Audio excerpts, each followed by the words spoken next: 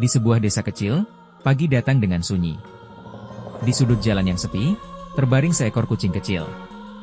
Bulunya kusam, tubuhnya kurus, napasnya pelan. Ia terlalu lelah untuk mengeong, terlalu lemah untuk pergi. Hari terus berjalan. Langkah kaki berlalu, namun tak satu pun berhenti. Hingga suatu sore, ada satu langkah yang tertahan. Seseorang berhenti, lalu mengangkat tubuh kecil itu dengan hati-hati. Kucing itu dibawa dari dinginnya jalan ke rumah sederhana yang terasa hangat. Ia dibaringkan, diberi air, dan ditemani tanpa janji.